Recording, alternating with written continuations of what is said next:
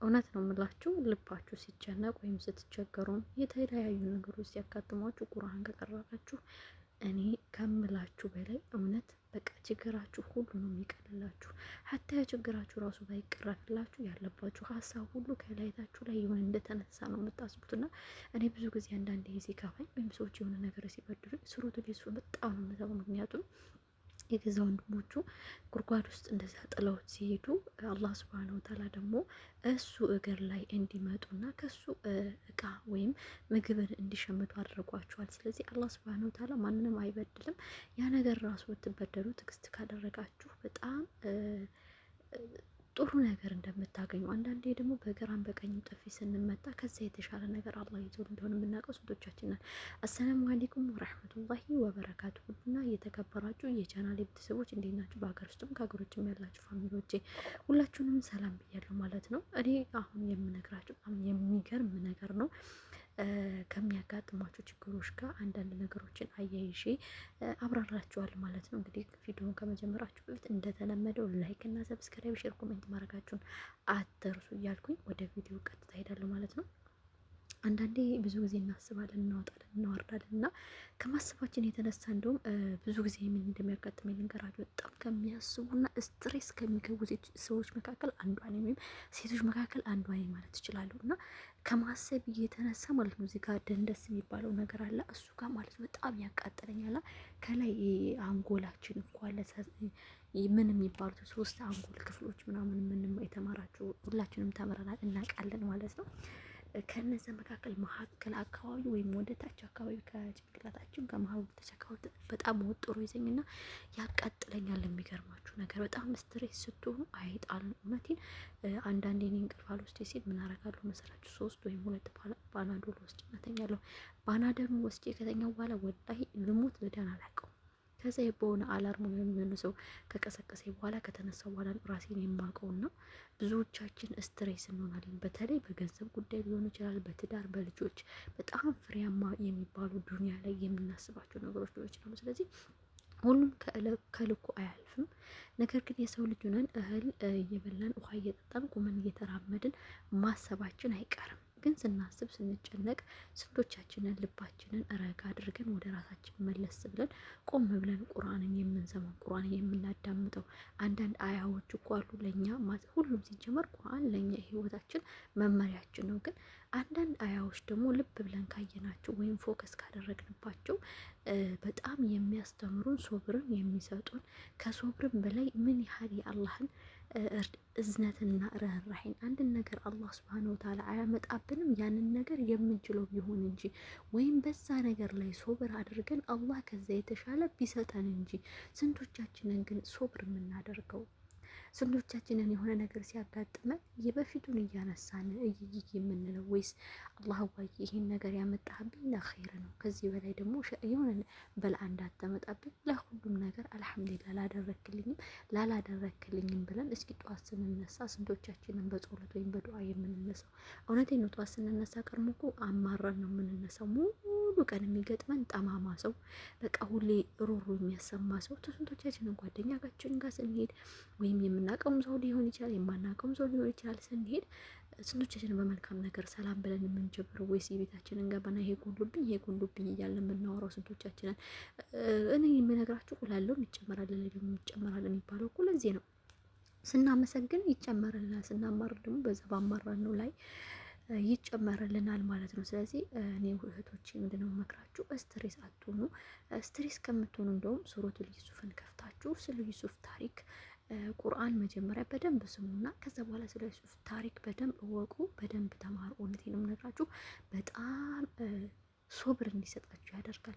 ብዙ አያዎች አሉ የሶብር አያዎች፣ ግን ሱረቱል ዩሱፍን ደግሞ ሱብሃንአላህ አላህ ዩሱፍን ሶብር ሰጥቶ 7 አመት 8 አመት ታስሮ ራሱ ከእስር ቤት ውጣ ሲባል እውነቱ ካልወጣልኝ ከዚህ ከእስር ቤት አልወጣም የሚለው ስንቶቻችንን? እስኪ እስር ቤት እንደው በሱ ቦታ ላይ ሆነን ብናስበው ታስረን ውጡ ብንባል በልልታ ነው የምንወጣው። እውነቱ ይውጣልኝ እንኳን አንልም። እና እንደዚህ ሶብር እስከሚሰጠን ድረስ አላህን መማጸን ነው። ብዙዎቻችን አውቃለሁ ከኔ ጀምሮ ሶብር የለንም። ግን የመጀመሪያ ዱዓ ማድረግ ያለብን ምንድነው አላህ ሱብሃነሁ ወተዓላ ሶብር እንዲሰጠን በቃ ለሚመጡ ሙስባዎች ችግሮችም ሆነ ለምናጣው ነገሮች ለሚጠፋብን ነገሮች አላህ ወይ ሶብር ስጠኝ፣ በዚህ ላይ አጽናኝ፣ በቃ እኔ ሶብር የለኝም ካንተ ነው ሶብር ስጠኝ፣ ለዚህ የወጣው ነገር ደግሞ አንተ ታውቃለህ፣ ካሰኝ፣ በቃ ከመልካም ሰዎች ጋር አገናኘኝ፣ ሸር ከሚያስቡ ተንኮል ከሚያስቡ ሰዎች ጋር አታገናኘኝ፣ አረቀኝ የምንለው ስንቶቻችን ነን? ከእነሱ የተሻለ ሆነን የምንቀርበው ስንቶቻችን? የሆነ ነገር እኮ ሲበድሉ ለእነሱ አጸፋ ለመመለስ ነው የምንሮጠው፣ የእነሱን ለመበቀል ነው የምንሮጠው። ለመበቀል ስለምንሮጥ ደግሞ ነገሮች ሁሉ አይሳኩብንም። በቃ ሁሌ የሚያጋጥመን መሰናክል፣ ከዛም ደግሞ የሚያጋጥመን ነገር ምንድን ነው? በቃ ለእኛ ተመልሶ የሚመታን ነገር በጥፊ በግራም በቀኝ የሚያጫውለን ነገር ነው የምናገኘው። ስለዚህ ውድ እህቶቼ ሶብር እናድርግ። ወላሂ ነው የምነግራችሁ። አንድ ቦታ ላይ ሰው ሶብር አድርጉ፣ ለተወሰነ አመት ቆይቶ ዱዓ አድርጉ። ያ ዱዓ እንኳን ምላሽ ባያገኝ አላህ ስብሐነ ወተዓላ ያለ አሄር አስቀምጦለት ነው። ያ ወይም ዱዓው ገና ዘግይቶ ነው፣ ቀኑ ሳይደርስ ቀርቶ ነው። ሁሉ ነገር እኮ ጊዜው ሲደርስ ያምርበታል። ያለ ጊዜው ምንም የሚሆን ነገር የለም። እህል መቼም ለምሳሌ በፀሐይ አንዘራም። ዝናብ በሆነ መስከረም ወይም ዝናብ በሆነ ቦታ ነው የምንዘራው። ለምሳሌ አሁን ገበሬ መቼ ነው የሚያርሰው? በክረምት ነው። በክረምት ነው አርሶ የሚዘራው። ከክረምት ውጭ አርሶ ይዘራል እንዴ? አይዘራም። ምክንያቱም ውሃ አግኝቶ ዘሩ መብቀል ስላለበት። ስለዚህ ሁሉም ነገር በእኛ ህይወት ላይ አለው ቦታ በቃ ያለ ቦታው የሚያምር ነገር የለም። ስለዚህ ሁላችንም አላህ ሱብሃነሁ ወተዓላ ሶብርን ይስጠን። ለነገሮች ሁሉ አላህ ያሳካልን። አላህ እሱ ሲያሳካልን ደግሞ ምንም አይጎልበትም። ስለዚህ አላህ ሱብሃነሁ ወተዓላ ዱዓችንን ይቀበልን። በዚህ አጋጣሚ የቻናሌ ቤተሰቦች የምነግራችሁ ከልባችሁ ዱዓ አድርጉልኝ። ወላሂ ለአዚም ለብዙ ጊዜ ተንከራትቼ ለፍቼ በቃ ከ3 አመት በላይ ልበላችሁ ወላሂ በጣም ታግያለሁ። የጀመርኩት ስራ አለና እሱ እስካሁን ድረስ ምንም ሊያልቅልኝ አልቻለም። ወላሂ ምን ምላችሁ አለፍኩ ብዬ ሳስብ በቃ ዛሬ ተሳካልኝ ብዬ ሳስብ መልሶ ይጥሉኛልና ብቻ አላውቅም። እውነቴን ነው የምነግራችሁ። በጣም አዝኛለሁኝ፣ አልቅሻለሁ። በቃ ደክሞኛል። እንዴት አድርጌ እንደማስረዳችሁ አላውቅም። የሚረዳችሁ ሰው ምን አይነት ሰው ምን ታውቃላችሁ? እዛ ቦታው ላይ ሆኖ እንደናንተ አይነት ተመሳሳይ ችግር ያለበት ሰው የሚረዳችሁ። ሌላውንማ ብታስረዱት ካይዟችሁ ውጭ ሌላ ምንም ሊያግዛችሁ አይችልም። ወይም ያን ነገር ችግሩን ስታወሩ ወይስ ደግሞ መጣች ሮሯ ልታወራ ከሚላችሁ ውጭ ሌላ ምንም አታተርፉ። በቃ የሚረዳችሁ እዚህ ጋር አላህ ሱብሃነሁ ወተዓላ ብቻ ነው፣ ወይም ቦታው ላይ ያለ ሰው ብቻ ነው። ሌላ ሰው ሊረዳችሁ አይችልም። እና ከልባችሁ ዱዓ አድርጉልኝ። እውነቴን ነው የምነግራችሁ። ከእናንተ አልደብቅም። እኔ የጀመርኩት መንጃ ፈቃድ ነበረኝና ወላሂ ነው የምነግራችሁ። ለ4 ዙር ነው የጣሉኝና በጣም ያዘንኩት ወላሂ። የአሁኑም በተለይ የ4ኛውን ዙር ምክንያቱም ባላወቅኩት መልክ ነው የጣለኝ ፖሊሱና ብዙ ጊዜ አንዳንዴ ዱንያ ላይ ስትሆኑ ፍርድ ካላህ ነው የምታገኙት። ወላሂ አንዳንዴ በቃ በዘርም የሚሄድ አለ። በቃ በዚህ ሀገር ተወላጅ ከሆናችሁ ምንም ያህል ጥፋት ብታጠፉ ያሳልፏችኋል። እንዲሁም ደግሞ አረብ ከሆናችሁ ያሳልፏችኋል። ወላሂ የምነግራችሁ በቃ እኛ እንደዚህ አፍሪካ ሁነን እንደዚህ የምንነዳ ምናምን ወይም ዝም የምንል ማንቅለበለብቾች ብዙ ነን የተጣልነው እና ምክንያት እንኳን በኖረን ኦኬ ስህተታችንን አስተካክለን ለሚቀጥለው ዙር ተዘጋጅተን እንመጣበታለን። ግን ምክንያቱም ባላወቅ ነው መልክ ስንጣል በጣም የሚሰማችሁ። ጥፋት ካለባችሁ የሰው ልጅ ነው ይዘን የምንዞረው። ሹፌር ሲባል የሰው ነፍስ ነው ይዞ የሚዞረው። ስለዚህ የሰው ነፍስ ይዞ ከዞረ ደግሞ ኃላፊነት አለበት ትልቅ መጠንቀቅ፣ ለራሱ ህይወት ኃላፊነት ስለሚወስድ። ነገር ግን ምንም መሪ እንኳን በደንብ አድርገው ማዞር የማይችሉትን ሲያሳልፉ እኛ ደግሞ አስተካክለን እየነዳን ሲጥሉን ትንሽ ይሰማል።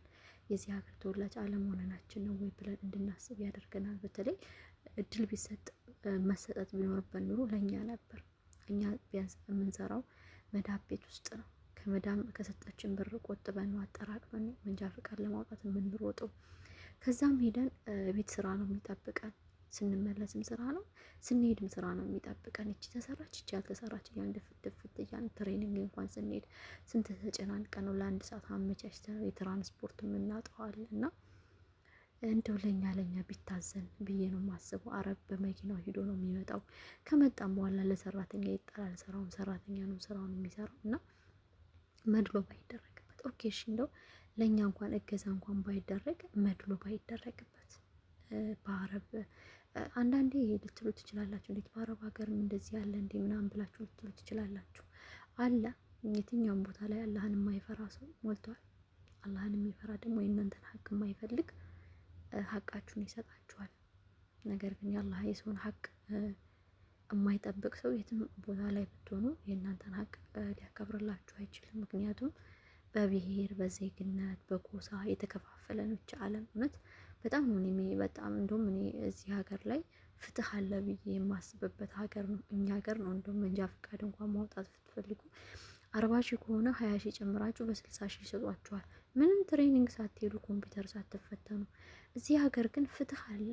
ነገር ግን ፍትህ እየተግበሰበሰ ነው፣ እንደ በፊቱ አይደለም።